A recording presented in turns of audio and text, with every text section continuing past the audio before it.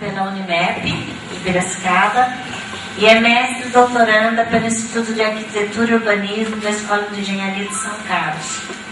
É docente dos cursos de Arquitetura e Urbanismo da Associação da ACER, né, e da Universidade de Araras, UNAR.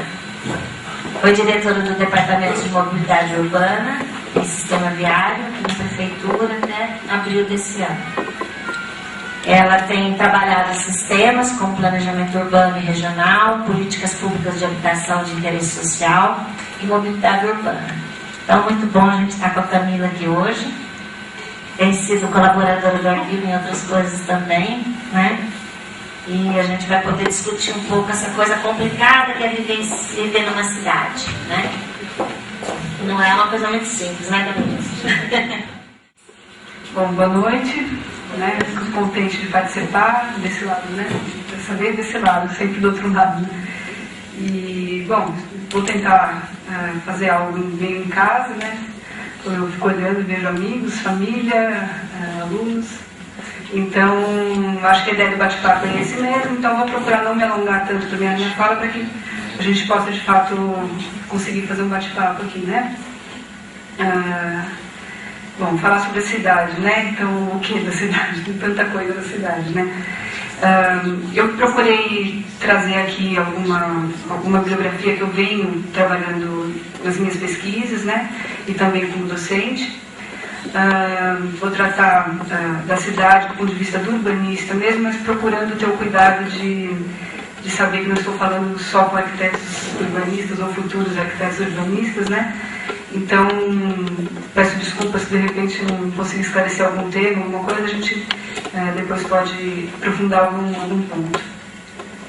Acho que antes de mais nada, é necessário a gente falar de que cidade é essa, né? Qual que é o entendimento de cidade que a gente vai trabalhar nessa noite.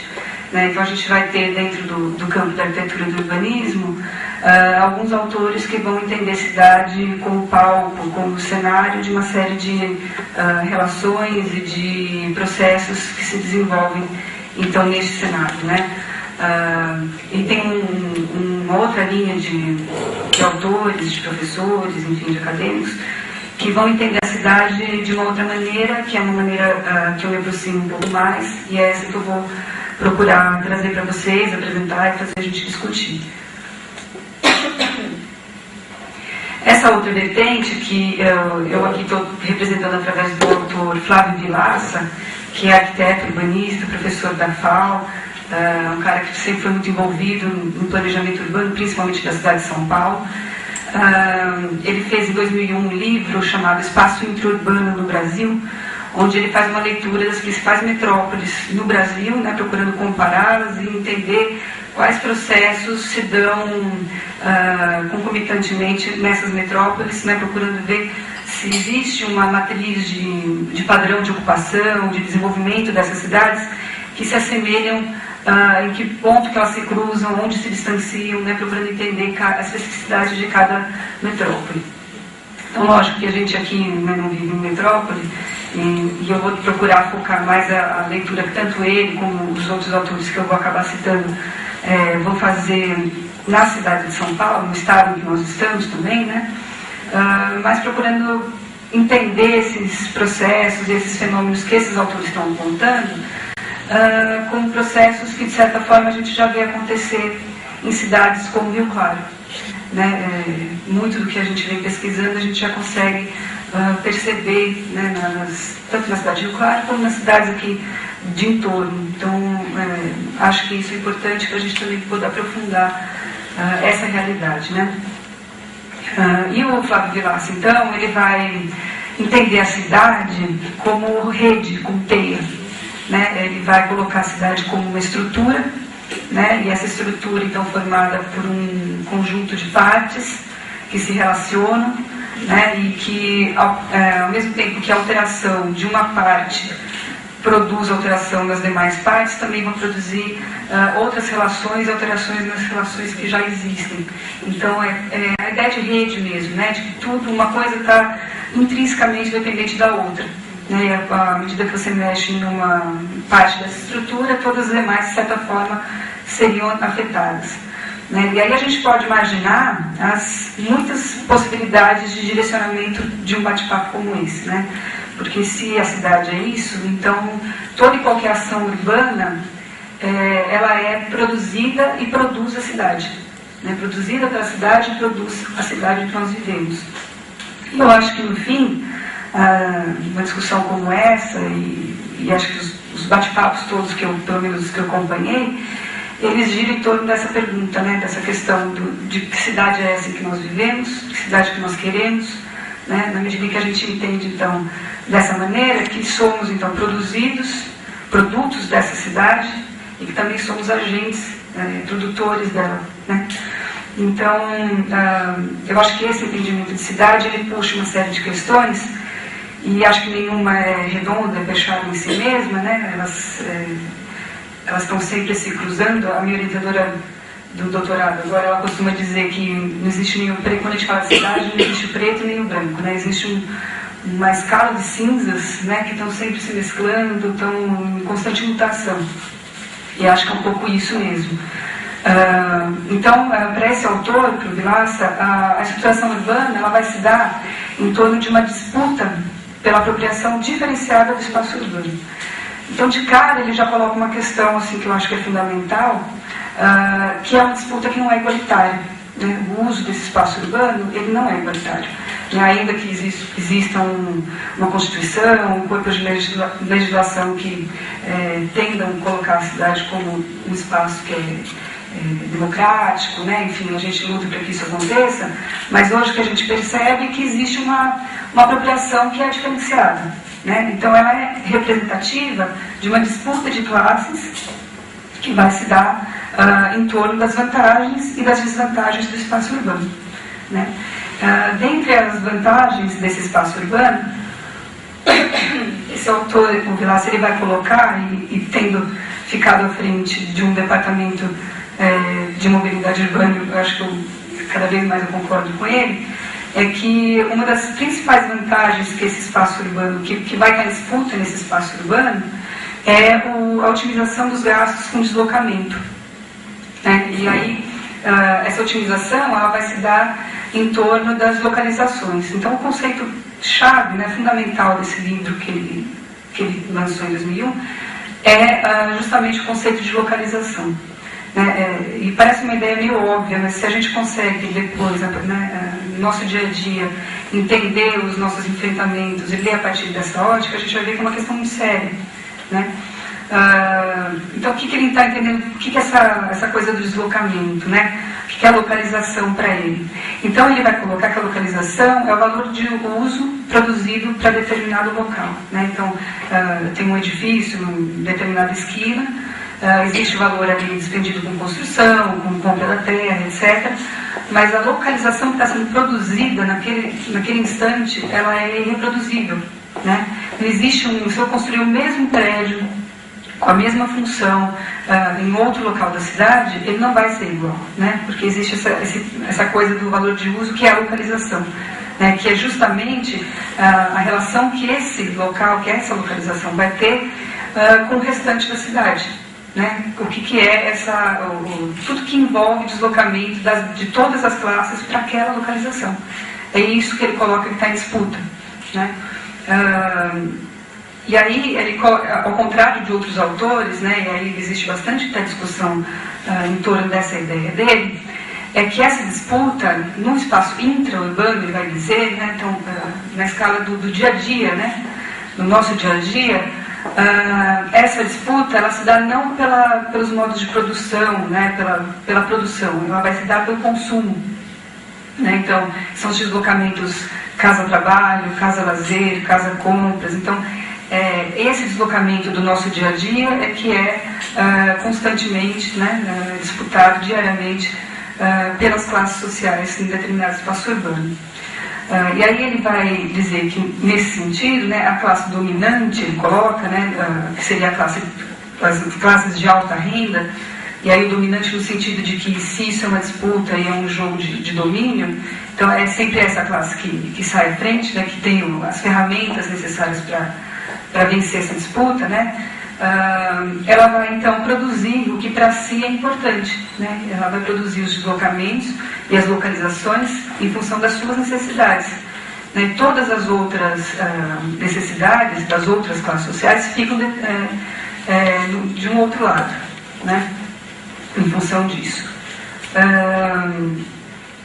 Eu acho que é importante a gente dizer que, para essa classe dominante, quando a gente faz otimização com os gastos de deslocamento, não necessariamente a gente está querendo dizer que é menor tempo ou menor distância. Né? Muitas vezes essa classe dominante ela vai buscar se distanciar, né? ela vai em busca, e aí são diversos os argumentos, e eu vou trazer um outro autor que trabalha um pouco isso. O argumento é a segurança, é a busca do ar puro, né? Tem uma série de questões, né, que são colocadas para justificar esse deslocamento, né, esse afastamento da classe de alta renda, né, daquele centro mais concentrado, aglomerado urbano, e aí atrás dele então passam a se deslocar também todas as atividades que essa classe vai demandar, né? E aí a gente vai ter então os chamados centros novos, né? E aí tem o centro velho, todos vocês, né, conhecem pelo menos uma metrópole. A gente sabe que hoje a gente tem, e consegue já perceber de certa forma isso em Rio Claro, o centro velho e o centro novo, né? É como se isso fosse possível, porque centro é centro, né? Então não existem dois centros, né? Centro é um só. Então, a gente também vai entrar um pouco nessa questão das ideologias urbanas, de o que são essas ferramentas que essa classe dominante vai se utilizar para, então, fazer prevalecer aquilo que é de sua necessidade. De que forma que ela faz isso? Ela faz isso através do mercado imobiliário, através do próprio Estado, né?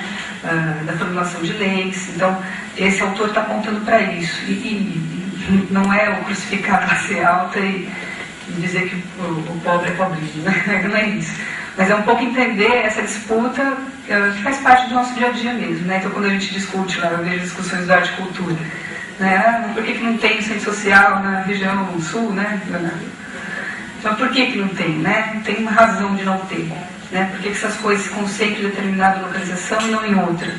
É isso que está, para esse autor, está formando e está organizando as cidades.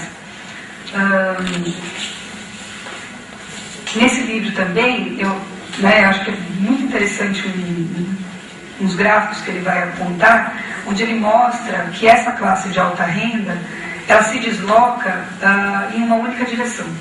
Né? Ela não é um crescimento, como a gente percebe, às vezes pega mapa de ocupação urbana, né? A gente percebe, principalmente no período de periferização, né? Aquilo acontecendo de forma quase que aleatória, né? Um jogo, mas a classe de alta renda, ela, de certa forma, ela segue uma única direção. E aí, nesse livro, ele vai sobrepor esse gráfico com outro gráfico, que é o gráfico de deslocamento das atividades centrais, né? Atividades terciárias, o comércio, enfim. E aí a gente percebe que ele, de fato, se desloca na mesma direção da classe de alta renda.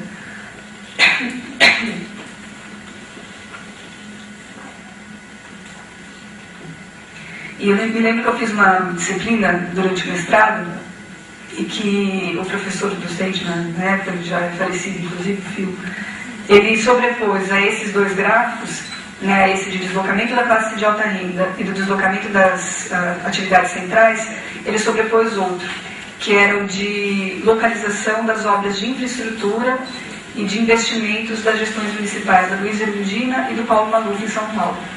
E aí era muito interessante observar até como que o Estado vira ferramenta mesmo, né, nesse exercício de dominação. Então, enquanto no Paulo Maluf a gente tinha, na gestão do Paulo Maluf, essas atividades, essas obras, os investimentos todos muito concentrados nesse mesmo vetor de deslocamento da classe de alta renda, né, a gente tinha, por exemplo, na gestão da Luiza Erundina, essas coisas muito espalhadas na periferia, né, no centro velho, né, não o centro novo, o centro velho, e na periferia. Então, é uma leitura que virou uma questão muito trabalhada em todo o campo, os pesquisadores da arquitetura e urbanismo vêm trabalhando muito com essa leitura do Flávio Vilaça, porque ele traz dados, né? Ele embasa muito essas ideias que ele está colocando. E aí ele vai, né, enfim, né, tratar também da localização da indústria, né, ele vai mostrar que isso acontece no mesmo processo, só que numa lógica inversa, né, então a classe de alvejante não quer isso perto dela, então toda a legislação é formulada e é garantida para que isso aconteça longe. Né, então tem uma série de questões que ele está colocando, trabalhando um pouco das funções urbanas, de como que elas se espacializam, que relação que elas vão ter uma com outra, né, em função dessa questão do deslocamento. Uma outra autora que também trabalha um pouco essa questão da separação, né, da segregação urbana, e aí ela vai chamar de segregação espacial, ela, né, fala tanto da social como da urbana, é a Maria Teresa Caldeira, uma antropóloga. Acho que alguns de vocês já até ouviram falar do livro dela. O livro também foi um livro que me fez fazer um mestrado, me fez abrir os olhos para muita coisa. Ela vai tratar nesse livro, o livro chama Cidade de Muros, Crime, Segregação e Cidadania em São Paulo. Dentre outras questões que ela está tratando no livro, eu gosto muito de três elementos assim, que eu acho que, de certa forma, somam a essa discussão e nos fazem também esclarecer uma série de coisas. Que é a questão dos enclaves fortificados ou condomínios fechados, da arquitetura defensiva, né, tudo isso como elementos constitutivos dessa nova paisagem urbana que a gente vê acontecer, né, muros, grades de proteção, enfim, sistemas de segurança, né, tudo isso cada dia mais parte do nosso dia a dia, né, do dia a dia do elemento urbano, virou um elemento corriqueiro, né. E ela também vai trabalhar, vai tentar entender como que essa nova paisagem urbana, que rebatimentos que ela vai ter na vida pública, né, no espaço público. Então ela vai entender que está havendo uma implosão da vida e do espaço público, né, do andar na rua, da experiência cotidiana, enfim.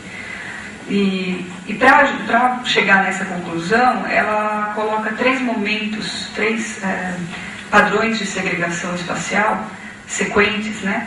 Então, o primeiro, ela vai dizer que é no final do século XIX até a década de 40, isso vem do São Paulo, tá? Então, ela vai dizer que até 40, onde a gente tem uma cidade marcada por concentração e por heterogeneidade, né? Uma cidade que é concentrada, que a gente tem tudo um pouco misturado, né? Você tem residência, ao lado de comércio, ao lado de indústria. Existe, de certa forma, a diferenciação, né? É muito fácil da gente perceber os grupos sociais nessa cidade, mas eles acontecem um pouco juntos, né? O que vai definir um grupo social ou outro? Mostrar onde que ele está. O padrão de edificação, né? Então a gente vai ter as mansões, vai ter os cortiços, né? As habitações de aluguel. A gente tem, por exemplo, Campinas, né? As cidades marcadas pela linha férrea, né? Tem o seu desenvolvimento pautado pelo desenvolvimento da ferrovia. A gente tem, né, e isso rendeu uma discussão muito interessante em sala de aula esses dias, o lado de lá e o lado de cada linha, né? Então, só para exemplificar um pouco que história é essa, então a gente está finalizando agora um trabalho com os alunos aqui no Claro, uma leitura do pátio das estações, das oficinas da linha, né, da ferrovia. Até propondo uma ocupação daquela área, enfim. Mas houve um primeiro momento que era um diagnóstico daquela área, uma leitura da área e do seu entorno. E aí uma aluna nossa, que inclusive é formada em geografia, né, ela tem um certo conhecimento da bibliografia e tal, ela colocou assim, ela falou: Camila, eu não concordo que a linha férrea é uma barreira física. Eu falei: mas como assim? Né? Como não? Por que não? Né? E ela falou assim: porque eu sempre me senti muito mal com essa história, com essa fala. Né? Quando eu era pequena, minha avó morava do lado de lá e eu sempre me senti do lado de lá. É isso, né? Essa é a barreira, né? É justamente isso. E aí ela juntou uma série de documentos, assim, porque ela é toda argumentativa, né? Juntou uma série de documentos e falou: não, mas olha, o lado de lá está aqui, ó, ele foi colocado em lei. Né? Porque em Campinas e aqui também, o que a gente tinha? De um lado o centro e do outro o cemitério, o matadouro, né? Tudo que era E, junto com isso, Vila Operária, a indústria, né? A gente tinha isso, Campinas também tinha. De certa forma, acho que ainda tem em algumas regiões. E aí ela coloca, não, mas olha, a indústria estava lá porque isso foi definido em lei. Então, mas quem escreveu a lei? Né? Alguém escreveu, alguém pegou na caneta, sentou e fez a lei. Né? A lei não surge como algo... Né? Então, isso, né, a gente já consegue ver nessa cidade que essa disputa já se dava. Né? Mas era de forma concentrada, era um pouco tudo... por isso que ela fala, era uma cidade marcada por concentração e por heterogeneidade. As coisas estavam todas um pouco mescladas. Ainda sobre esse momento, ela vai dizer, então, vai mostrar como que isso vai se tornando um novo padrão de segregação, e aí ela usa o exemplo do bairro de Higienópolis, né, como resposta a um anseio da elite, né, da elite daquele momento, por sanear, né, por higienizar a cidade. Né, então, era uma série de reformas e de ações urbanas que foram feitas pautando a higiene, a saúde e aliado a tudo isso, né, como pano de fundo, a moral. Né? O cortiço, naquele momento, a habitação de aluguel, vai ser vista como um foco epidêmico, né? Um local de infecto, mas ao mesmo tempo imoral, pela própria concentração, pela superpopulação. Né? Então, em resposta a isso, vão surgir uma série de leis, né? A Mônica conhece bem essa lei, e de padrões construtivos, de regras de construção, que vão estar, então, tentando um pouco trabalhar com essa questão. Né? E aí Higienópolis é um pouco isso. Então, ao mesmo tempo que você tem regras para construção voltada para a classe de baixa renda, né? Você vai ter também bairros, né, exclusivos para a classe de alta renda. Higienópolis é um pouco isso, né? O próprio nome, né? Higienópolis, que agora está sendo invadido por gente diferenciada. Uma loucura. E aí, se a gente for ver o processo que faz isso acontecer, é um pouco mesmo, né? Então, nesse momento surge, por exemplo, o perímetro urbano. Né? O que é o perímetro urbano? É quase que você dizer, olha, a gente vai regular essa área da cidade. Todo mais é passível de qualquer coisa, né? O Milton sabe bem o que é qualquer coisa, só isso todo dia. Então, a gente tem um pouco isso também, né? Nesse momento, por conta das reformulações urbanas, das reformas, das ações, a classe trabalhadora que estava vivendo ali nos cortiços e tudo mais, é quase que expulsa, né? Ela acaba indo procurar terrenos mais baratos e regulares nessa periferia que não é legislada, né? Não é regulada. E o que faz essa pessoa ir procurar isso distante, né? É uma série de empreendimentos que vão, loteamentos que estão sendo lançados nesse momento, não por outros, né? Justamente por incorporadores imobiliários que estão, ao mesmo tempo, fazendo a lei que regula esse perímetro urbano e deixando toda uma franja sem legislação, né? Justamente para poder permitir que outras coisas aconteçam, né? Mais lucrativas, etc. Então, nesse momento vão surgir os vazios urbanos, nessas áreas desconexas umas das outras, e a gente sofre muito com isso até hoje, né, com esses vazios.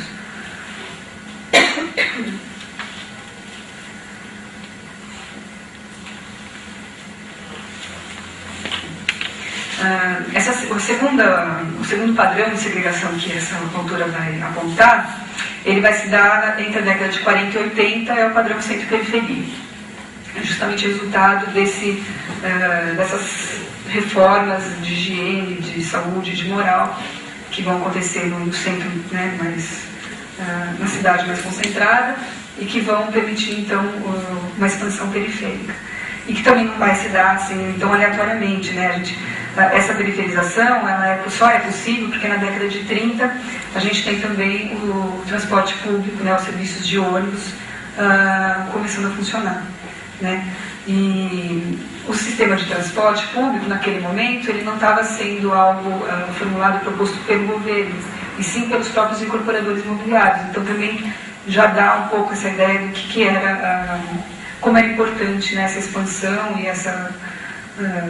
esses loteamentos periféricos, o quanto isso renderia. Né? E se a gente for pegar hoje as discussões em torno do transporte, aqui eu acompanhei um pouco, venho acompanhando um pouco isso de perto, a gente vai ver o quanto isso ainda é uma questão importante, né? E o quanto isso, né, se a gente volta no Vilaça e fala do deslocamento, né, o quanto isso permite uma série de questões acontecerem. Nesse momento também, do centro e periferia, a gente vai ter o BNH, né, a instalação do sonho da casa própria, que até hoje é uma questão, né, todo mundo quer uma casa, ainda que seja para lá de qualquer coisa, né, mas existe, né, o sonho da casa própria, ele é legitimado nesse momento. E também, né, então a gente vai ter, além da incorporação imobiliária, o próprio Estado produzindo isso distante, em locais precários, sem infraestrutura, né, e o centro cada vez mais perdendo população. Né.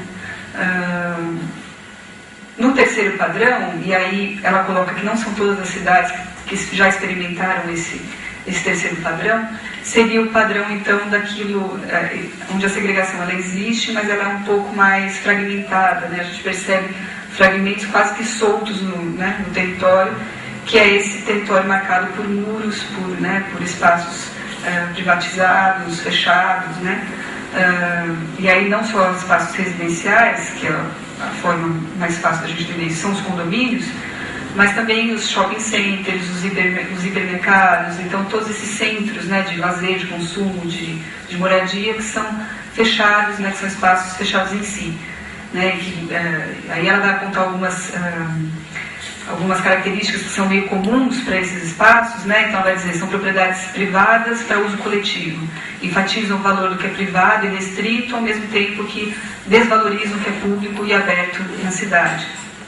São fisicamente demarcados, isolados por muros, grades, espaços vazios e detalhes arquitetônicos. Então ela consegue ler nesses lugares uma série de elementos que se repetem. Né? E aí a gente, né, pode até trazer um pouco para o dia de hoje. A gente pega, por exemplo, o programa Minha Casa Minha Vida, né, que está deixando nas mãos da incorporação imobiliária, de certa forma, boa parte da produção habitacional de interesse social. Né? O que a gente vê mais surgir são condomínios verticais agora para classe de baixa renda, né? Condomínios, como é que é o termo? Condomínios fechados de interesse social. Não é uma coisa maluca, né? Mas a gente vê isso acontecendo cada vez mais também nas cidades. E ao mesmo tempo também a gente tem alguns processos que vão acontecendo um pouco como resultado, um pouco como agentes naquela história de ser uma produção dialética. A gente vai ter também, por exemplo, o centro perdendo população, né? Então, classe de alta renda, algumas décadas saiu dessa área, aí o centro é retomado pela classe de baixa renda, por questão, a principal justificativa, isso, né, foi meu objeto no mestrado, a principal justificativa vai ser o custo de tempo e custo financeiro mesmo com o transporte. Né? Então, as pessoas, eu entrevistei uma série de moradores desse centro, formados, enfim, né, trabalhavam em escritórios, com carteira registrada, porém morando em cortiços, né, pelo preço, por uma questão, né, de estar perto do trabalho, enfim. Então a gente tem também esse cortiço voltando à cena, né, urbana, ao centro, e também uma série de movimentos, né, que principalmente do meio da década de 90 estão requerendo, né, lutando por moradia na área central. E aí a disputa tem que ser maior ainda, porque o centro até por concentrar toda e qualquer atividade urbana, então o local mais acirrado dessa disputa. Né? Eu separei um trechinho do livro do Chico Buarque, do Estorvo, que até a própria Caldeira vai usar, só para representar um pouco o que são esses enclaves. Né? Eu vou ler aqui um trechinho para vocês. Então, diz assim: vigia na guarita fortificada é novo no serviço e tem a obrigação de me barrar no condomínio. Pergunta meu nome e destino, observando os meus sapatos. Interfona para a casa 16 e diz que há um cidadão dizendo que é irmão da dona da casa. O casa 16 responde alguma coisa que o vigia não gosta e faz O portão de grades de ferro verde e argolões dourados abre-se aos pequenos trancos, como que relutando em me dar passagem.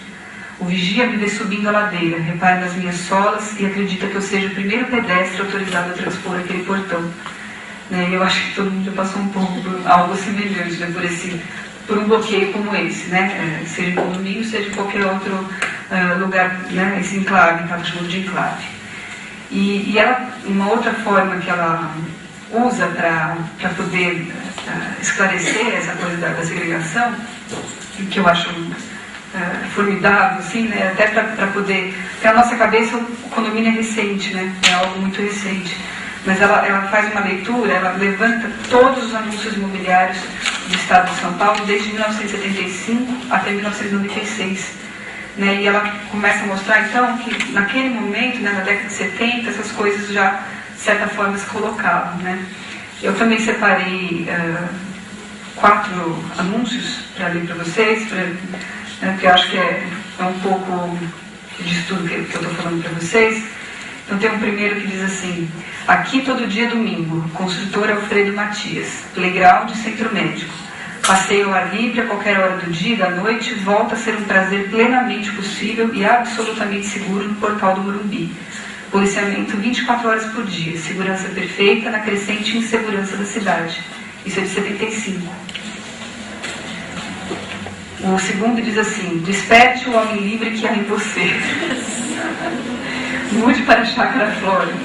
Aqui você vai poder ser gente a semana inteira e não só no sábado e no domingo.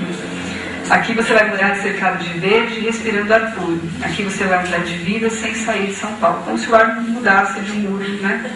Você atravessa um muro, o ar não muda, né? É outro. Segurança total com gradis e guarita com interfone. Isso é de 89. Em 80 tem um assim: o direito de não ser incomodado. Estamos oferecendo a você um novo conceito habitacional, todo novo e revolucionário. Sobrados de 2 dormitórios, é revolucionário, logicamente. Toda a segurança para você e para seus filhos. O acesso é permitido exclusivamente aos moradores. A portaria controla tudo, mas você nunca estará isolado. 5.000 metros de jardim, áreas de lazer com 2 piscinas. Convivência sem inconveniência. Esse é de 80. E o último, então, esse é o melhor. Solte sua família no Jardim Tropical. Vila Carrão, um bairro que aproxima as pessoas. Faz com que criem raízes, porque aqui, felizmente, ainda se cultivam as amizades, as famílias e a tradição. Por tudo isso, é natural que aqueles que vivem em Vila Carrão não queiram mudar de bairro. Para sua segurança, o empreendimento é totalmente cercado com portaria única e vigilância. Esse é de 84. E faz a gente pensar, pô, se o condomínio é solução para isso dar segurança, então não resolveu muito. Já faz 3 décadas, 4 décadas que a gente está fazendo condomínio e a justificativa ainda é essa, né? Enfim, tem alguma coisa que eu separei aqui de ideologias que eu acho que também são importantes para a gente entender essa disputa, que é um pouco da fala, né? Aquilo que frequentemente a gente percebe na grande imprensa, né? Enfim, está até na nossa fala mesmo, a gente se apropria dessas questões, né? Então, um pouco do Vilaça, um pouco ela e outros autores vão fazer algumas perguntas, né? Então, até a década de 90, a gente se pergunta qual era a causa da miséria no Nordeste. Era o clima, né? O clima era a principal causa de miséria no Nordeste, né? Como se a responsabilidade fosse da natureza e não do homem, né? O fenômeno de deterioração ou de decadência do centro, né? Como se fosse algo natural, né? O centro ele se deteriora mesmo, né? Por isso que ele fica velho e por isso que precisa de um novo, né? Como se fosse algo natural, né? E não produzido por conta dessa disputa. Tem uma outra ideia de a própria questão, o termo popular, né? Que a gente usa e eu também uso, porque virou uma coisa. Mas a hora que você fala em habitação popular, uma série, né, já vem um estereótipo na cabeça, né? Do que é, que condições essa habitação. E a própria noção de cidade, né? O que é cidade? A gente eu também pego um pouco dos anúncios que vão falar sobre cidade e Zona Leste, e Zona não sei o quê. Então, todo o resto não é cidade, mas cidade é aquilo onde se concentra essa classe dominante, né? A própria ideia de cidade legal, cidade clandestina, né?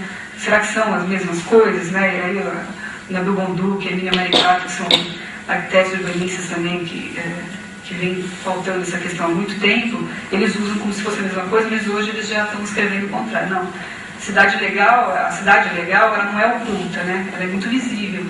Então ela não é clandestina. Clandestina é algo que acontece um pouco escondido. Mas o ilegal, a cidade legal está aí e é para ser vista, né? Eles vão colocar a coisa um pouco assim. E E um pouco essa coisa das dobras, né? Entre o ilegal, o legal, existem umas dobras, né? Essa coisa das escalas de cinza que eu comecei falando, né? Que fronteira é essa? Que limite é esse, né? Que é legal e ilegal.